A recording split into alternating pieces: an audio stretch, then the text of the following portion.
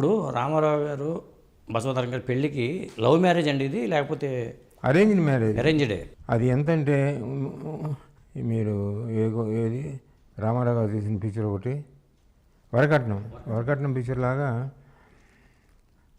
సంబంధాలు అటు వచ్చినాయి ఇటు వచ్చినాయి. మా అక్కగారికి మంచి సంబంధాలు వచ్చినాయి, మంచి వ్యవసాయ కుటుంబాలు వచ్చినాయి. కానీ మా నాన్నగారికి మేనల్లుడే కావాలని ఉంది. మా కుటుంబంలో రామారావు గారికి ఇవ్వాలని ఉంది. రామారావు గారి తండ్రికి తల్లికి అంటే లక్ష్మయ్య గారు వెంకటరామ గారికి మాత్రం అవతల సంబంధాలు చేసుకోవాలని వచ్చింది. కానీ రామయ్య గారు ఒప్పుకోలే. చెంచయ్య ఆ కుటుంబం అంతా మనమంతా చాలా బాగుంటున్నాము కాబట్టి చెంచయ్య కూతురికి పెద్దగా సంబంధాలు వచ్చినా కూడా మన సంబంధం కావాలనుకుంటున్నాడు కాబట్టి చెంచయ్య కూతుర్ని చేసుకోవాలి పట్టుపట్టారు ఆయన చెప్పేశారు.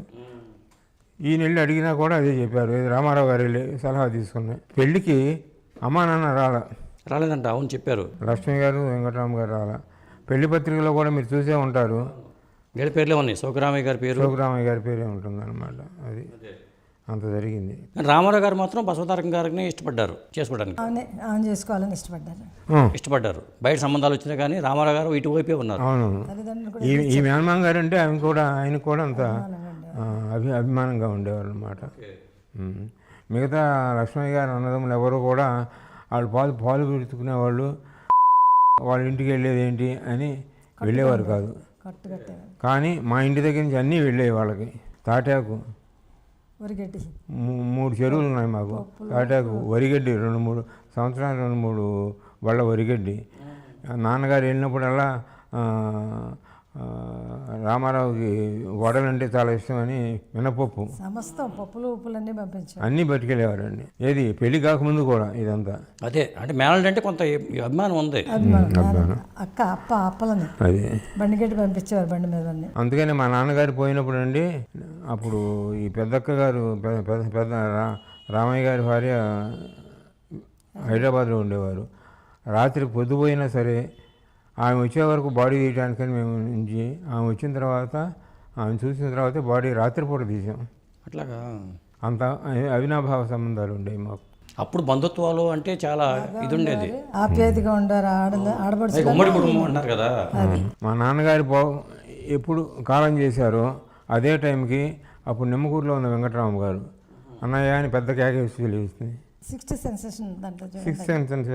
సెన్స్ అప్పుడు లక్ష్మణ్ గారు నీకును మీ అన్నయ్యకి వేరే పని లేదు, ఇట్లా మాట్లాడుతూ ఉంటారు ఊరు కూడా లేదు. ఆయన పోయి నాన్నగారు చనిపోయిన విషయం తెలియక ముందే అన్నయ్య అంటూ ఒకసారి కేక పెట్టారు. అన్నయ్య అని లేచిందటండి ఒకసారి. 6 గంటల కబురు వెళ్ళిపోయింది. ఓకే, ఇది చాలా విశేషం. అది తెలియటం అనేది ఉన్న ఆప్యాయతకి అది నిరూపించారు. అదే అది జరిగింది. ఇప్పుడు మీకును బసవతారకం గారికి ఎంత తేడా ఏజ్ అండి? 10 సంవత్సరాలు ఉంది. ఎట్లా మీరు పిల్లలందరూ ఇక్కడే పుట్టారు కదా దాదాపు అందరూ?